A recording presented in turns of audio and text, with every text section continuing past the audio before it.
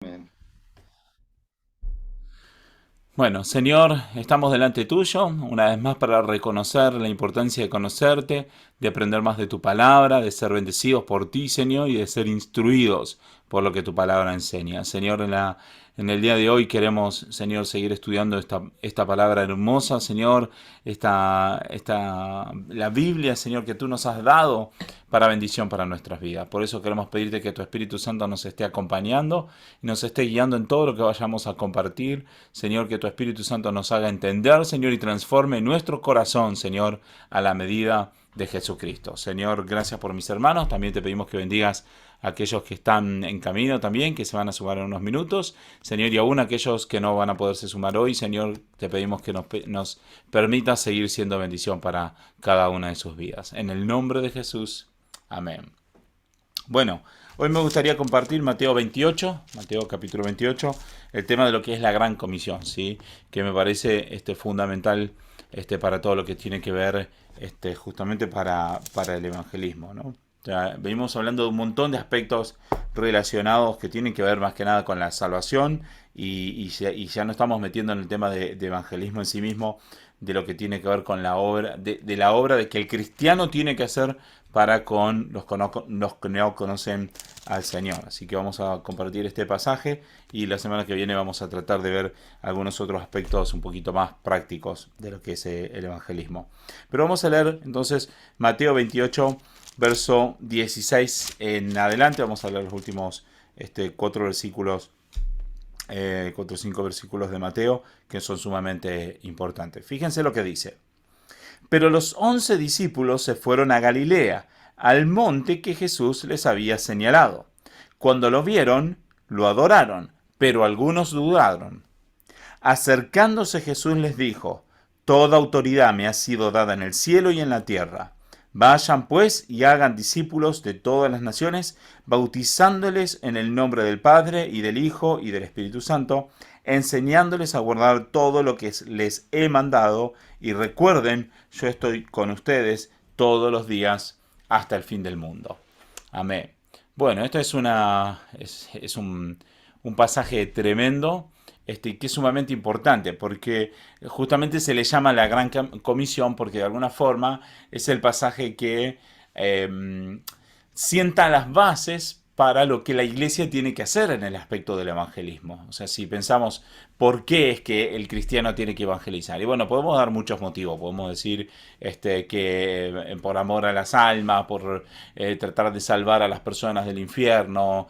Podemos dar muchos motivos, pero el sustento, vamos a decir, teológico de por qué nosotros tenemos que evangelizar no tiene que ver tanto con el hecho de que nosotros tengamos la intención de sacar gente del infierno, cosa que está bueno que tengamos de tratar de sacar, de hacer algo para que la gente se salve, sino que el sustento está en el hecho de que es un mandato de parte de Jesús. Es Jesús el que nos mandó a que nosotros evangelicemos, vamos a decir. Es el que nos mandó a que realmente podamos llevar la palabra de Dios a otras personas y que otras personas puedan conocer al Señor. Entonces, la base bíblica para el evangelismo es el mandato de Jesús. Y el mandato mejor explicado que en este pasaje no hay. Este es el pasaje clave que, digamos, sienta las bases. ¿Y por qué además digo que sienta las bases? Porque el evangelismo tiene que ver con una obra que la iglesia en su conjunto hace.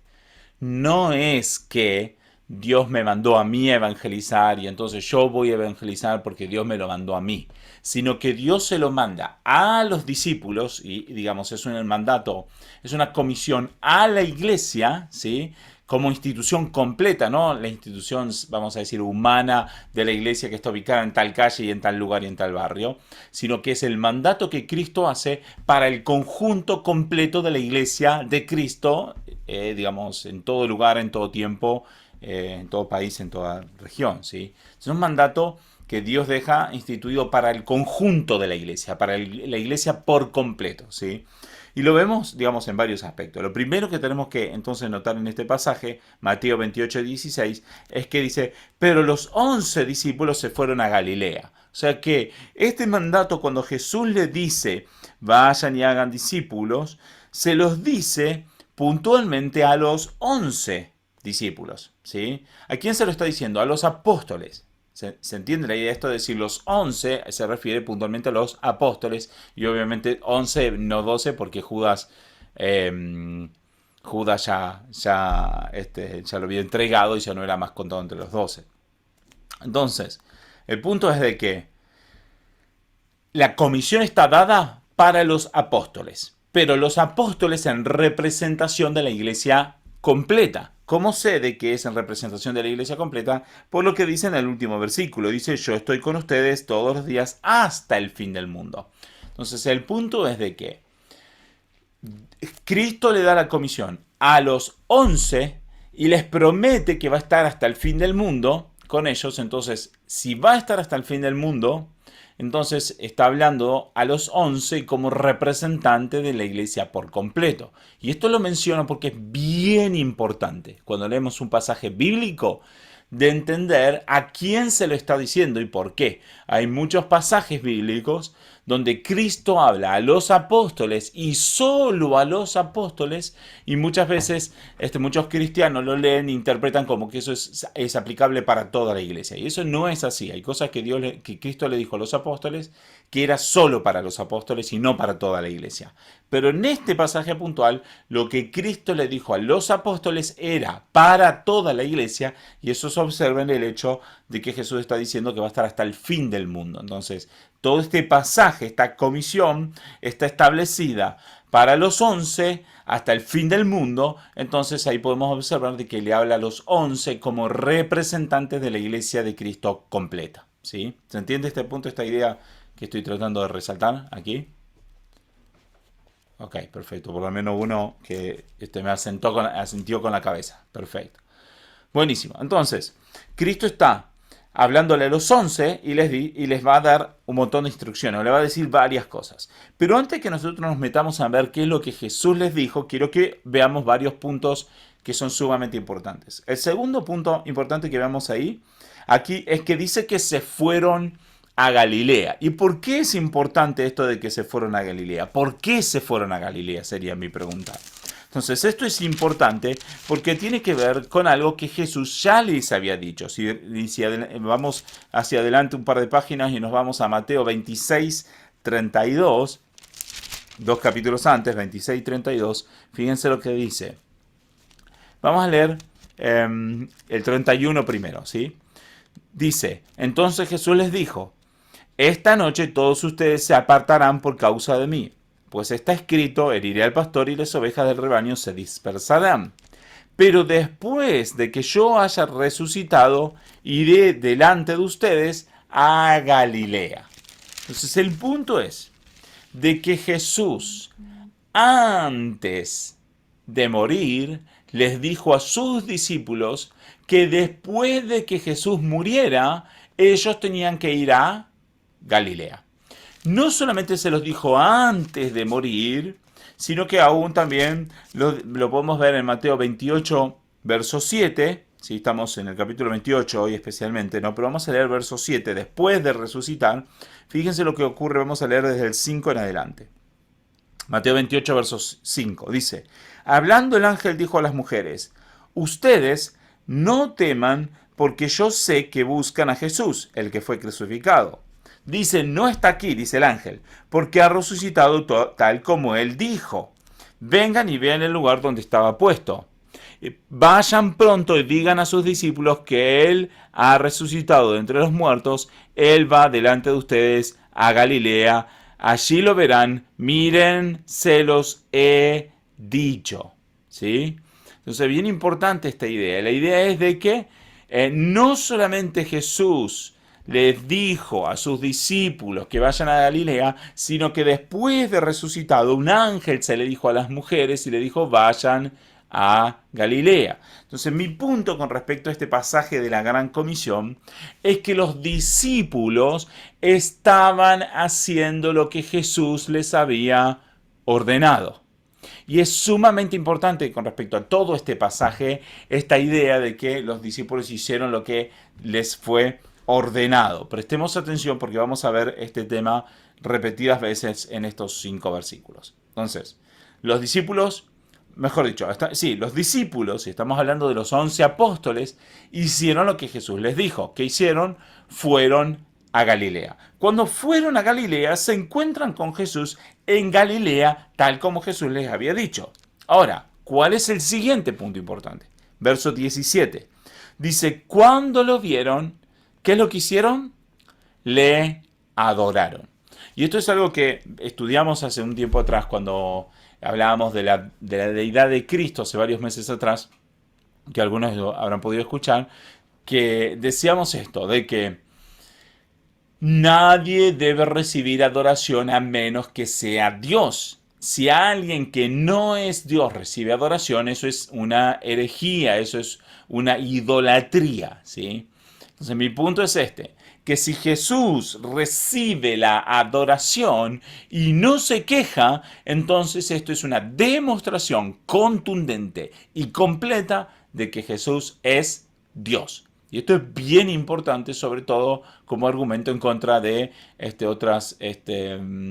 otras falsas enseñanzas que consideran a Jesús como el primer ser creado o algo por el estilo y le quitan su lugar de Dios. Entonces, el punto es de que si Jesús no es Dios, no debe ni puede recibir la adoración. Entonces, ¿qué es lo que hacen los discípulos? Y entonces ahora notamos dos aspectos de lo que hacen los discípulos.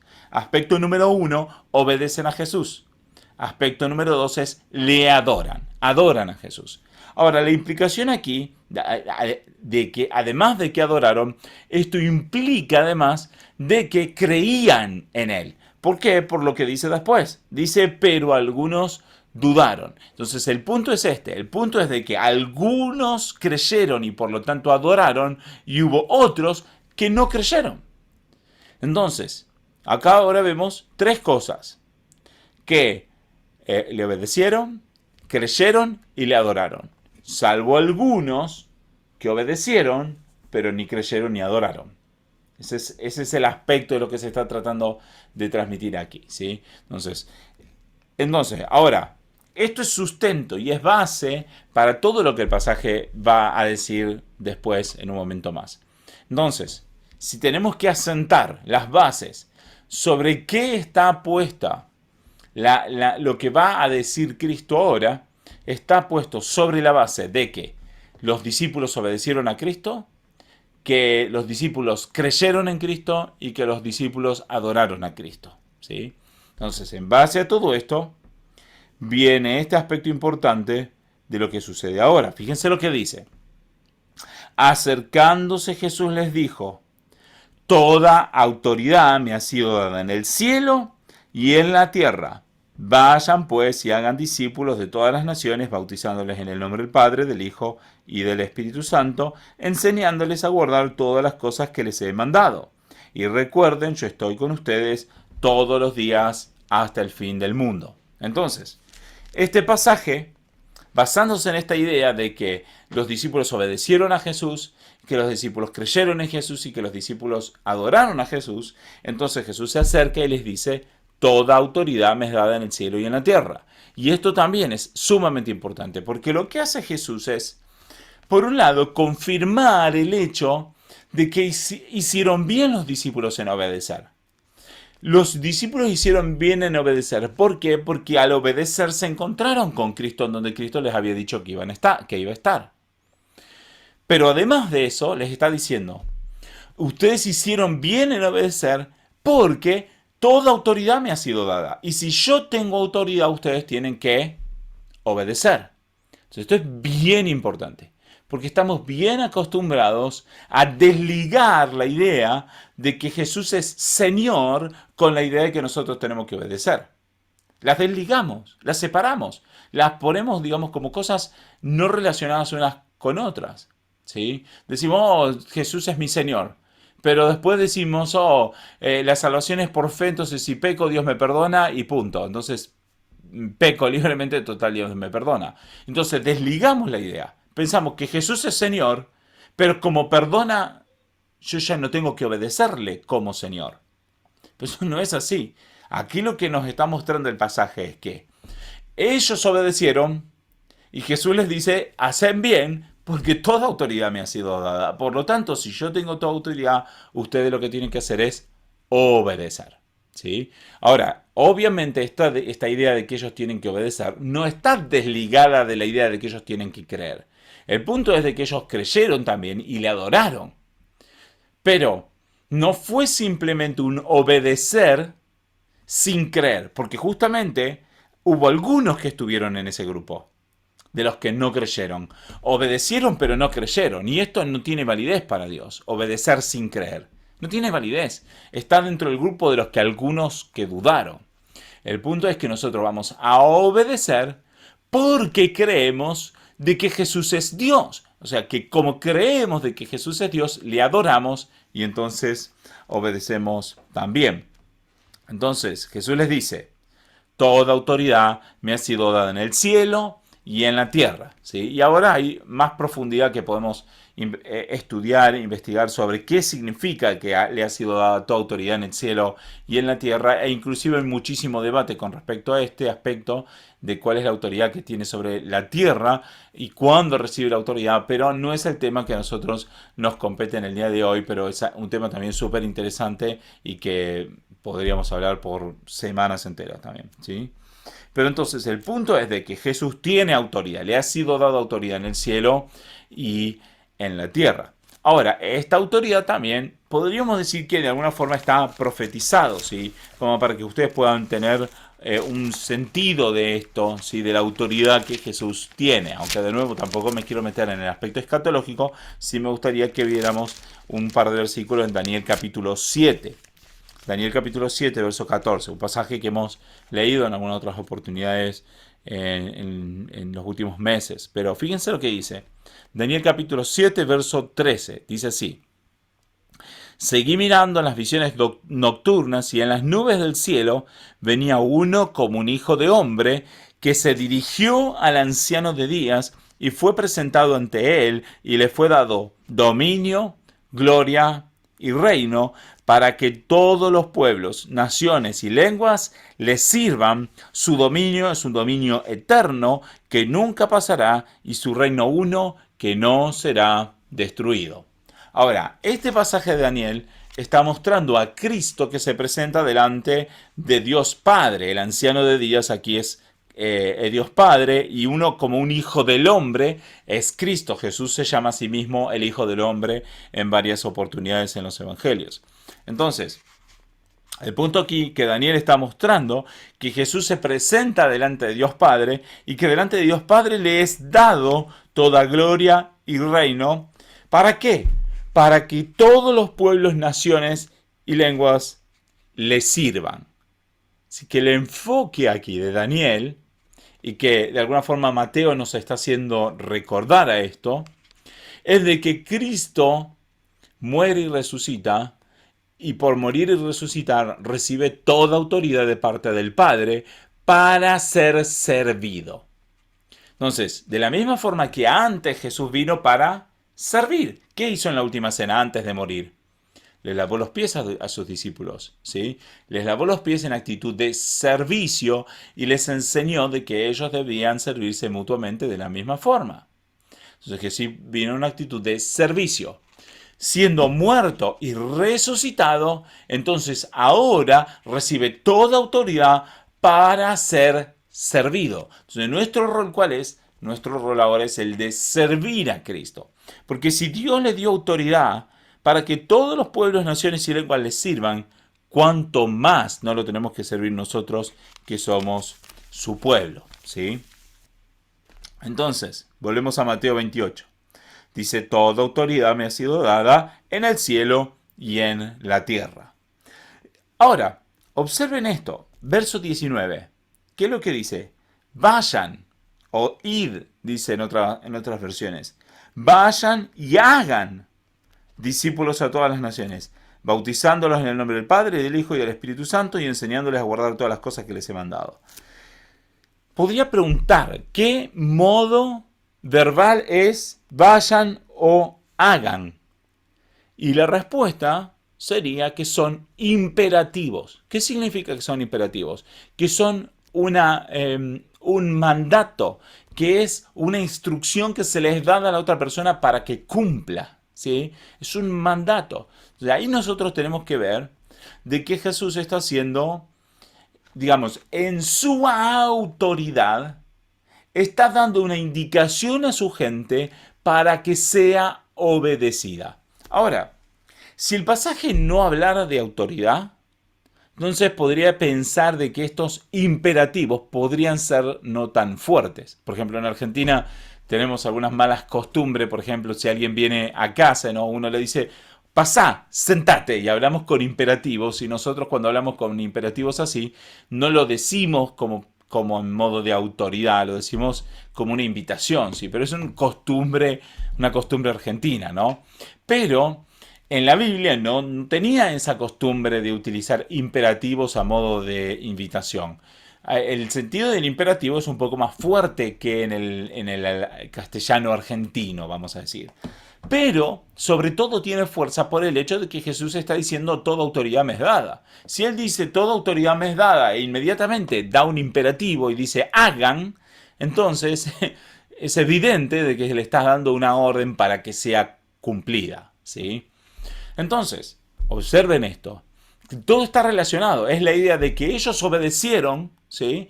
Cristo confirma de que tiene autoridad y entonces da otro mandato para que los discípulos, no solamente los apóstoles, sino los apóstoles en representación de toda la iglesia, cumpla porque Cristo tiene toda autoridad. Como Cristo tiene toda autoridad, entonces los apóstoles que tienen que hacer lo que Jesús les dice, ¿sí? Ahora, en español, el verso 19, en español el verso 19 está traducido de una forma que no es completamente fiel al original en griego. No es completamente fiel porque en español no se puede decir tan claramente no se puede expresar tan claramente lo que el original griego realmente dice, ¿sí? Entonces los traductores tratan de traducir la Biblia de alguna forma que sea lo más cercana al original, que mantenga el mejor sentido del original, pero no siempre logran de que sea perfectamente lo mismo que el original dice, ¿sí? Pero si uno estudia el original, lo que va a observar aquí en este verso 19, de que el vayan en sí no es un imperativo en el original, sino que el imperativo que hay en griego es hagan discípulos. Entonces, es como que si dijera en español, hagan discípulos yendo, bautizando y enseñando, ¿sí? Yendo, bautizando en el nombre del Padre, del Hijo y del Espíritu Santo y enseñando a guardar todo lo que les he mandado. Mi punto es este, que en el original, el enfoque, el punto principal de este mandato, de este verso 19, es hagan discípulos. Hagan discípulos. No dice prediquen el evangelio. No dice conviertan personas. No dicen salven personas del infierno. Dice hagan discípulos. Y esto es sumamente importante, porque hacer discípulos incluye varias cosas que ir a predicar el evangelio no incluye. Hacer discípulo es más amplio e implica varias cosas que tenemos que detenernos a entender. Una persona no puede ser discípulo si no ha creído en Cristo. Y es evidente eso porque dice de que verso 17, de que ellos adoraron a Cristo y porque, digamos, algunos creyeron, porque se ve que otros no, que otros dudaron. Entonces, el punto es este, de que no se puede hacer discípulo a alguien que no cree, que no adora a Cristo y que no tiene la intención de obedecer a Cristo. Como hicieron los discípulos. ¿Qué hicieron? Obedecieron. Fueron a Galilea donde Jesús les dijo. Entonces la idea de hagan discípulos implica predicar el Evangelio, pero no alcanza con solamente predicar el Evangelio, sino que además de predicar el Evangelio tiene la idea de que sea algo que se sostiene en el tiempo y que va trabajando en ir formando la vida de las personas para que vayan aprendiendo todas las cosas que Jesús enseña. Entonces, no alcanza, nunca alcanza predicar el Evangelio como algo de una vez y después que las personas queden como a la buena de Dios. Y vamos a seguir hablando con respecto a esto en un momento más. Cuando terminemos de estudiar este pasaje voy a compartir otro versículo que me parece muy importante que está relacionado. Entonces, dice, hagan discípulos. Ahora, para ser discípulos, primero y principal tenemos que ir. ¿Sí? Entonces esta idea de hagan discípulos yendo o vayan a hacer discípulos. ¿Sí? Pero el enfoque de nuevo es hacer discípulos. ¿Cómo? Yendo.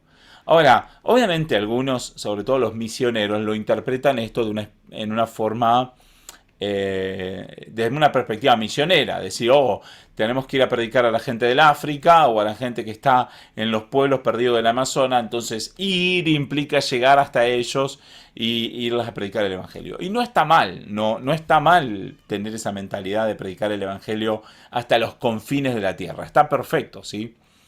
Pero no es necesariamente eso. O sea, el ir en este caso sí implica un activarse, sí implica un hecho de ir hacia donde está la gente, pero no necesariamente tenga que ser aplicado como, digamos, llegar hasta el extremo de la tierra. Obviamente, ir hasta el extremo de la tierra es una forma válida de ir. Pero el vayan implica de que nosotros podemos predicarle al que está en el extremo de la tierra, tanto como al que está al lado de nuestra casa. ¿Sí? El punto es que tenemos que hacer el trabajo de salir e ir a predicar. ¿Sí? Ahora dice, vayan. Pero después, entonces dice, hagan discípulos yendo. Y después dice, bautizando. Bautizándoles. Ahora, esta idea de bautizarles también incluye un montón de cosas que son súper importantes. Y esto no va a ser una clase de bautismo, ¿no? Pero si fuera una clase de bautismo, ¿qué es lo que diríamos? Diríamos de que el bautismo es un símbolo que representa que la persona ha creído en Cristo, se identifica con Cristo en su muerte, se identifica con Cristo en su resurrección y por lo tanto decide morir al pecado y vivir una vida nueva. Por lo tanto se bautiza en símbolo de morir a su vieja vida, identificarse con Cristo en su muerte y sale del agua en una representación de vivir, de resucitar a una vida nueva y en ser identificado con Cristo en su resurrección. Entonces, no es posible bautizar a alguien sin que esa persona se haya identificado con Cristo en su muerte, se haya identificado con Cristo en su sepultura y se haya identificado con Cristo en su resurrección. Entonces, la gran comisión es bien amplia, tiene varios aspectos. Implica la obediencia, el ir, ¿sí? Implica el bautizar, o sea, que la persona tiene que haber creído en su muerte y en su resurrección. Implica que la persona tiene que creer, que la persona tiene que adorar a Cristo. Implica todo esto, ¿sí? Pero después dice, bautizándonos en el nombre del Padre, del Hijo y del Espíritu Santo. O sea que esto tiene otra implicación más. Es el hecho de que las personas tienen que creer en la Trinidad. O sea que fíjense todo lo que implica. No solamente la salvación, sino el evangelismo. O sea, ambas cosas. La salvación implica que la persona tiene que creer en Cristo, tiene que identificarse con Cristo en su muerte, en su resurrección, tiene que creer en que Cristo es Dios, tiene que adorar a Dios y tiene que creer en la Trinidad, tiene que creer en Dios Padre, Dios Hijo y Espíritu Santo. Es un paquete que incluye un montón de cosas. Entonces, la comisión para los discípulos es ir, bautizar, o sea, que está implicada la idea de predicarle para que la persona se arrepienta, muera su vieja vida y crea en Cristo y crea en la Trinidad y crea en todo esto, ¿sí? Bautizándole en el nombre del Padre, del Hijo y del Espíritu Santo. Y luego verso 20 dice, enseñándoles.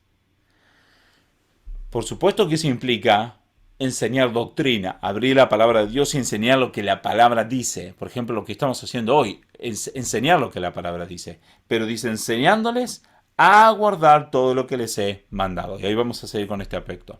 Mauro, sí, ¿tenías una pregunta, un comentario?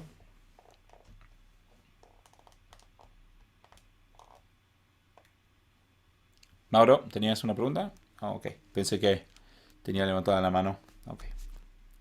Se me levantó la manito. Ah, ok, ok. No, no hay problema, no hay problema. Buenísimo. Ok.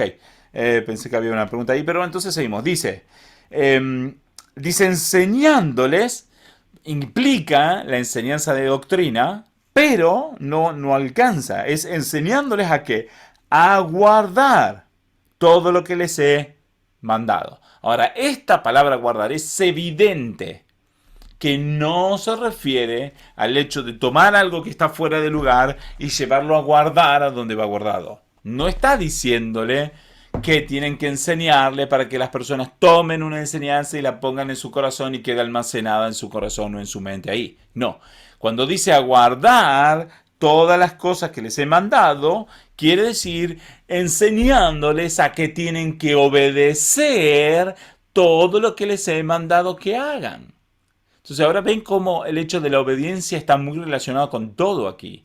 El punto es de que los apóstoles obedecieron primero al ir a Galilea, creyeron, le adoraron. Entonces Jesús les repite que Él tiene autoridad, o les dice que Él tiene autoridad dada tanto sobre el cielo como sobre la tierra, y por lo tanto les da una orden, y no solamente le da una orden que tiene varios elementos, pero dentro de esos elementos de la orden que Cristo le da a los apóstoles, está también el elemento de que los discípulos tenían que enseñarles a aquellos que se bautizan a obedecer también como ellos habían obedecido. Entonces, esta idea de la gran comisión implica ir, predicar el evangelio, bautizar, o sea, que la gente sea transformada y convertida, y que se les enseñe a caminar en una vida de obediencia a Cristo, enseñándoles a guardar todo lo que les he mandado. Ahora, aquí no acaba la cosa, porque ahí está el mandato, ¿sí? Ahí está el mandato, un mandato completo o complejo que incluye varios aspectos. Pero luego del mandato viene un recordatorio. Dice, recuerden, yo estoy con ustedes todos los días hasta el fin del mundo. Ahora, esto sirve, digamos, tiene por lo menos dos aspectos. Por un lado, tiene el aspecto de saber de que Cristo está con su iglesia siempre. Y eso es una gran bendición de saber de que aún hoy por hoy Cristo está con la iglesia. Y esto es una promesa de alguna forma de parte de Cristo. Además, tiene el aspecto de que Cristo va a estar acompañando cuando los apóstoles o los discípulos van haciendo la gran comisión, que es ir, bautizar y enseñar a guardar todos los mandamientos de Cristo.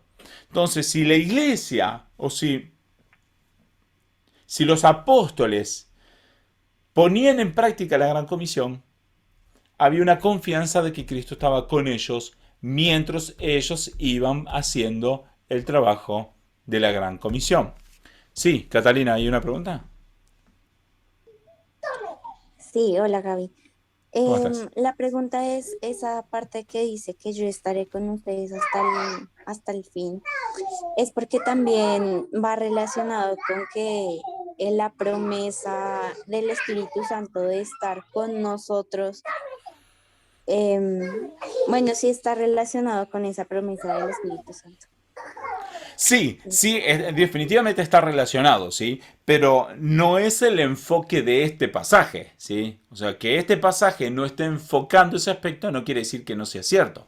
Por supuesto, y lo podemos ver, por ejemplo, Juan 14, 15 y 16, que ahí está implícito ese concepto que estás transmitiendo. Por supuesto, el hecho de que Jesús se va, entonces viene el Espíritu Santo para morar en el creyente y el Espíritu Santo va a hablar las mismas cosas que habla el Padre, las mismas cosas que habló Cristo. Entonces hay una relación en ese pasaje muy, muy fuerte del hecho de que el creyente tiene el Espíritu Santo, es que está Cristo con nosotros también, y ahí está la unión muy fuerte. Y estoy totalmente de acuerdo con tu comentario. Solamente que no es el enfoque de este pasaje, no es lo que este pasaje está tratando de enfocar en este momento, ¿sí?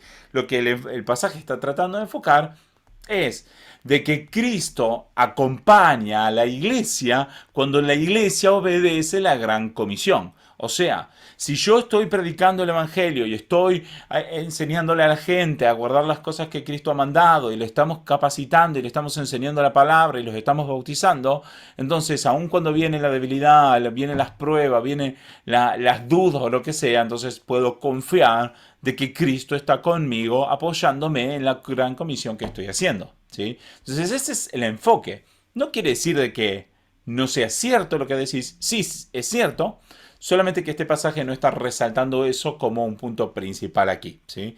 Hay otros pasajes que sí resaltan eso con más fuerza, por ejemplo, el que, como te decía, los capítulos 14, 15 y 16 de Juan, ¿sí? ¿Responde la pregunta? Sí, gracias. Perfecto. Buenísimo, entonces, el punto es este, ¿sí? Porque fácil pensamos, oh, Cristo está con la iglesia hasta el fin del mundo. Y es cierto, no lo vamos a negar. Pero el punto es de que no podemos decir con, con liberalidad, vamos a decir, que Cristo está con la iglesia si la iglesia no tiene la voluntad de aceptar y de hacer lo que Cristo nos manda para hacer. No quiere decir de que Cristo no esté con nosotros, quiere decir de que nosotros no podemos abusar de eso si no queremos obedecerle. Ahí hay un punto importante, ¿sí? Podríamos, a ver qué ejemplo puedo poner. Vamos a poner un ejemplo tonto, ¿no? Si una mamá le dice a un hijo, obedeceme lo que te estoy diciendo para que mami te ame mucho, ¿sí? No quiere decir que si el hijo desobedece la madre no lo va a amar. Pero quiere decir de que el hijo tiene que saber de que tiene que obedecer. ¿Se entiende mi punto? Quizá esa no sería la mejor frase para decirle a un niño, no, por supuesto. Pero es un ejemplo para que nosotros podamos comprender el punto. No es que Cristo va a dejar de estar con nosotros si no le obedecemos, pero el punto es de que nosotros debemos obedecer, ¿sí? Y que para poder decir con libertad, oh, Cristo está con nosotros, es porque nosotros sabemos que estamos obedeciendo. Sí, Catalina, ¿hay otra pregunta? No, pregunta no, pero mira que eso que acabas de decir me pasó con mis hijos hace poco. Emanuel llega y me dice, mamá, yo no te voy a obedecer nunca, no te voy a hacer caso nunca. Y yo dije, ay Dios mío, este hijo con lo que me sale. Entonces yo le dije, bueno hijo, si tú no me obedeces, está bien que no me obedezcas, pero ten en cuenta que yo no voy a hacer por ti ni la comida, ni vas a dormir conmigo, ni Claro, vas a hacer esto, ni vas a hacer aquello. claro. Entonces después subió y me dijo, sí, mami, yo te voy a obedecer. Claro, exactamente. Bueno, mira, el ejemplo me salió bien al final. Pero es cierto, ¿sí? Obviamente uno como padre no es que va a dejar de amar a sus hijos porque sus hijos no le obedezcan o porque sus hijos no le devuelvan el amor o lo que sea. Obviamente uno como padre va a seguir amando a sus hijos, ¿sí?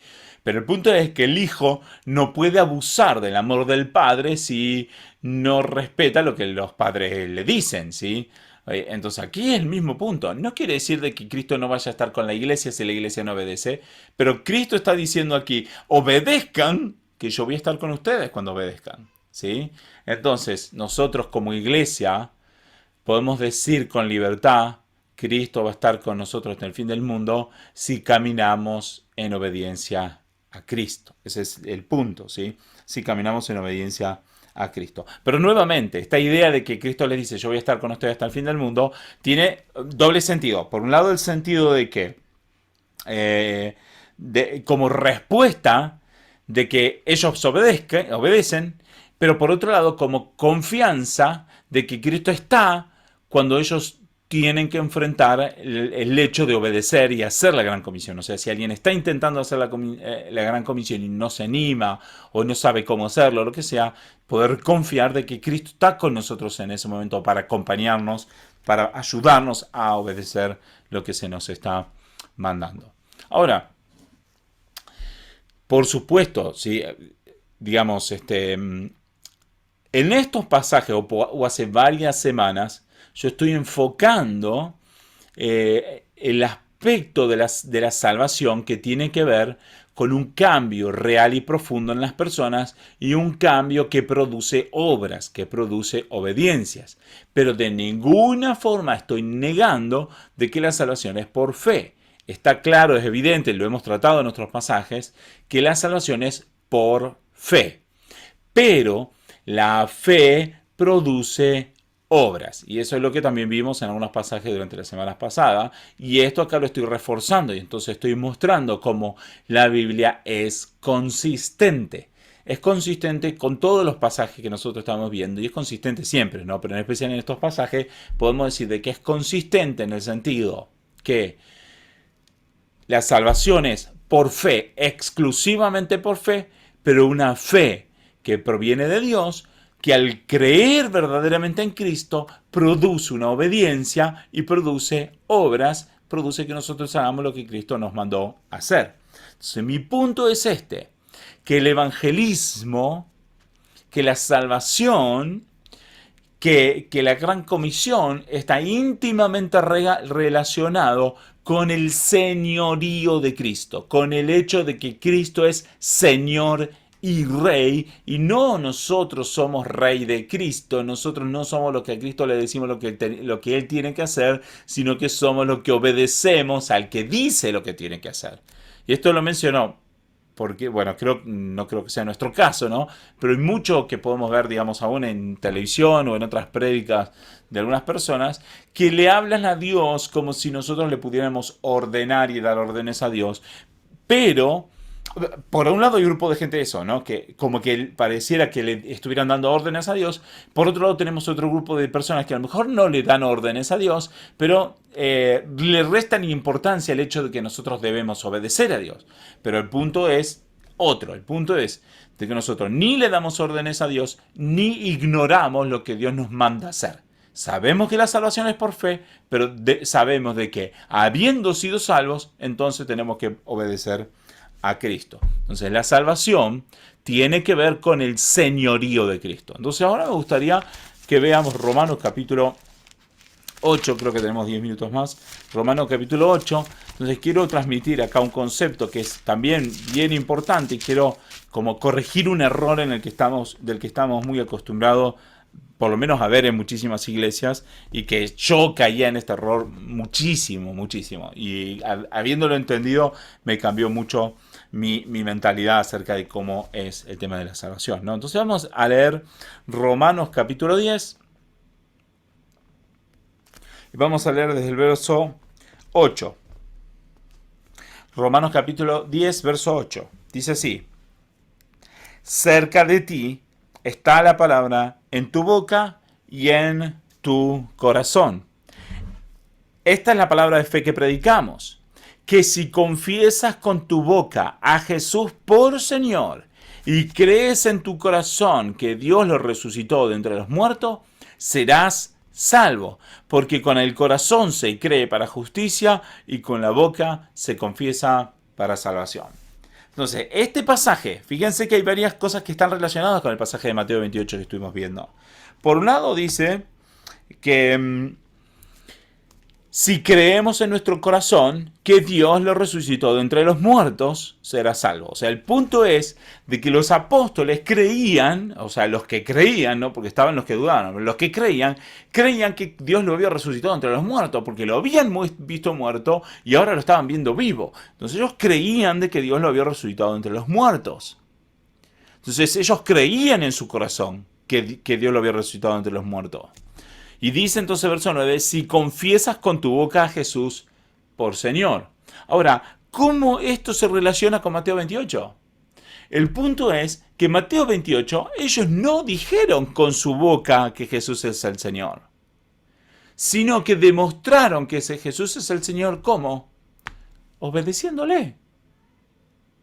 ¿Se entiende? ¿Cuál fue la demostración pública de los apóstoles en Mateo 28?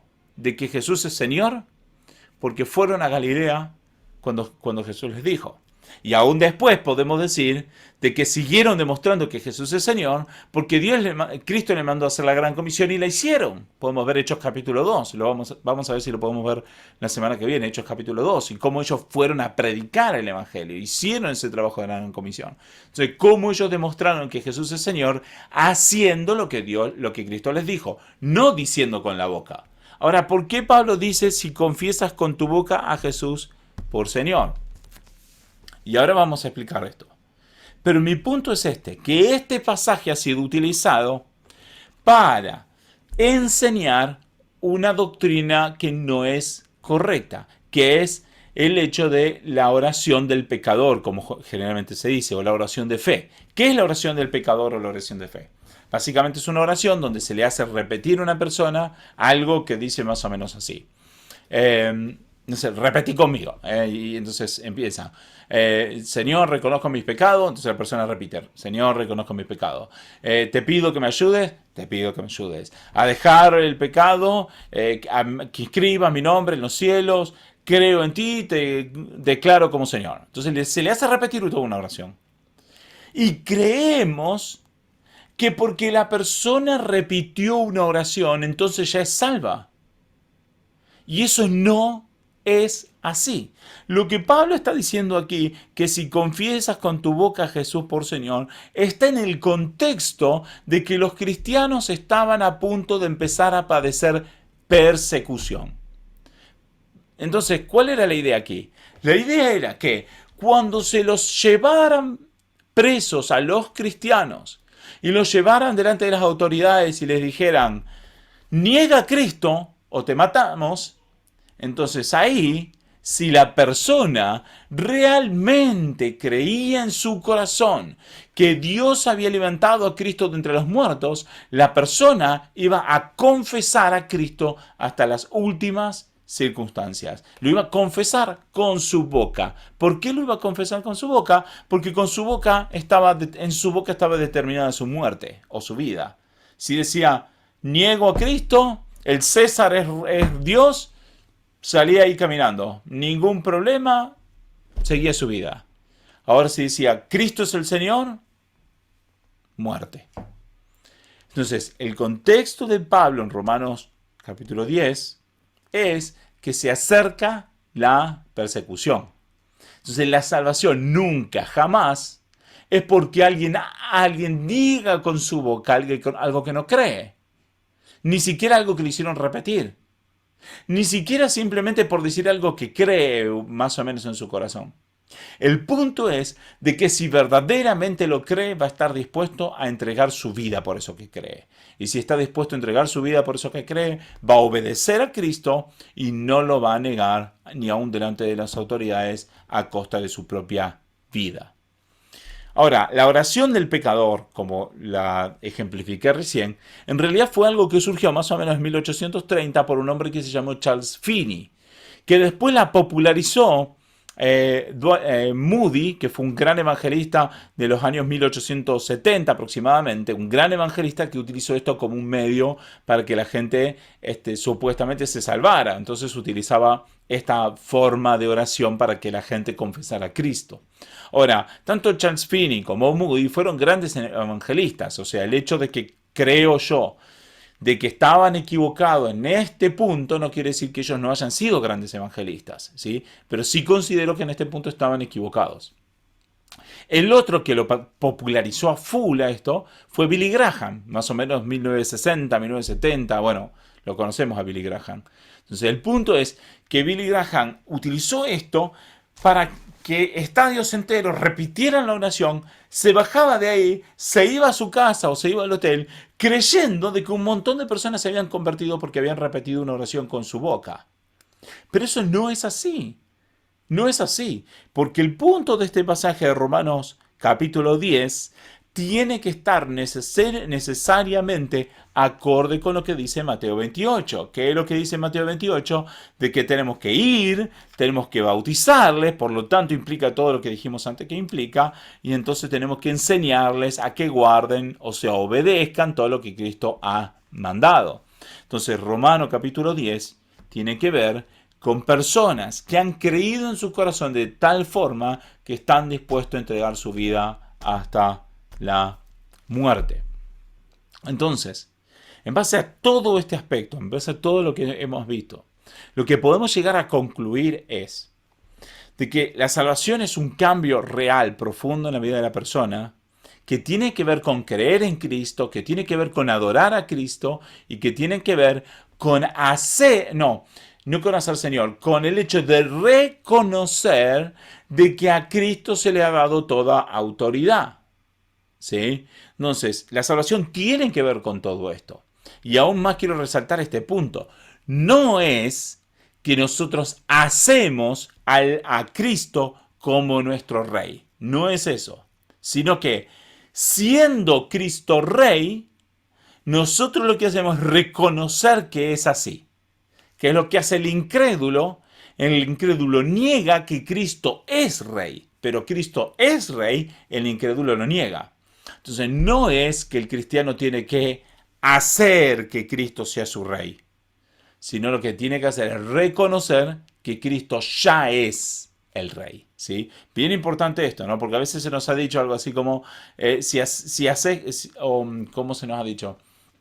Que tenés que hacer que Cristo sea el rey de tu vida. No, nosotros no tenemos que hacer que Cristo sea el rey de nuestra vida. Cristo ya es el rey de nuestra vida y el rey de absolutamente todo. Lo que nosotros tenemos que hacer es reconocer de que es así, ¿sí? Entonces, la salvación entonces tiene que ver, además de con la fe, tiene que ver con el señorío de Cristo, ¿sí? Tiene que ver con que Cristo es rey y que nosotros somos sus siervos y que estamos para obedecerle. Y en la obediencia a Cristo, nosotros como creyentes, como parte de nuestra obediencia a Cristo, entonces tenemos que ir a predicar el Evangelio, enseñándoles, bautizando, ¿sí? Entonces no estoy diciendo con esto que nosotros, yo o una persona individual tiene que ir a bautizar a nadie, ¿no? Ahora vamos a aclararlo, pero como iglesia tenemos que bautizar a las personas y disipularlas para que las personas se afirmen en la palabra de Dios, aprendan de Cristo y obedezcan a Cristo. Ahora, si resalto esta idea, nuevamente algo que mencioné en Mateo 28, es de que Mateo 28 está dirigido a los 12, o mejor dicho, a los 11 apóstoles como representantes de la iglesia en su conjunto. Entonces, no es aquí de que cada persona individual tenga que necesariamente bautizar a personas, no es lo que está tratando de decir, pero el punto es que a la iglesia como tal se le ha dejado la responsabilidad de predicar el evangelio de modo que las personas crean, se bauticen y que sean discípulos de Cristo. Y nosotros como parte de la iglesia tenemos esa misma responsabilidad entre todos de hacer avanzar el evangelio de Cristo cumpliendo la gran comisión. Entonces es un mandato que está dado a la iglesia en su conjunto, ¿sí? Entonces, hay un aspecto en donde hay libertad, digamos, para diferentes roles, en donde alguno, por ejemplo, tiene más capacidad para hablarle a los incrédulos, otro tiene más capacidad para enseñarle al creyente, otro tiene autoridad para bautizar, otros no tienen autoridad para bautizar. Entonces, hay una cierta diversidad en este aspecto, pero ninguno está exento, pero tampoco quiere decir que necesariamente nosotros tengamos la capacidad para, por ejemplo, bautizar a las personas por nuestro propio medio. Pero sí es el punto desde que todos los cristianos sí tenemos la responsabilidad de ser testigos de nuestra fe, obviamente, pero ser testigo de nuestra fe tiene que ver con esto, con reconocer el señorío de Cristo sobre nuestras vidas, reconocer de que Él es Rey y nosotros, por lo tanto, le debemos obediencia. Amén. Bueno, ¿hay algún comentario, alguna pregunta más acerca de estos temas?